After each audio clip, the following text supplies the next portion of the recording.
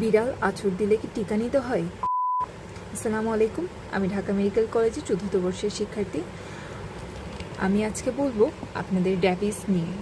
Rabies হলো জলাতঙ্ক, যা একটি ভাইরাস বাহিত রোগ।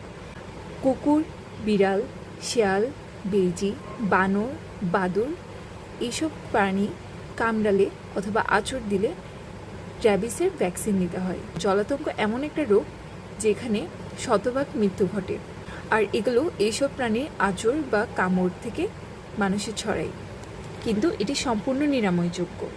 এখন আসি কাদের কামড়ে ভ্যাকসিন দেওয়ার দরকার নেই। ইঁদুর, খরগোশ, গুইসাপ, কাঠবিড়ালি এসব ক্ষেত্রে ভ্যাকসিন দেওয়ার প্রয়োজন নেই। ভ্যাকসিন সব অবস্থাতেই নেওয়া যায়, ছোটো বাচ্চা থেকে গর্ভাবস্থার সব ক্ষেত্রেই। কামড়ানোর পর কী করবেন?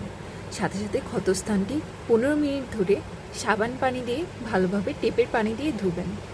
সবচেয়ে ঘরে ক্ষারীয় যে সাবান আছে বা আমাদের ডিশ ওয়াশার যেগুলো আছে, এগুলো দিয়ে ভালোভাবে ক্ষতস্থানটি পরিষ্কার করে নিতে হবে।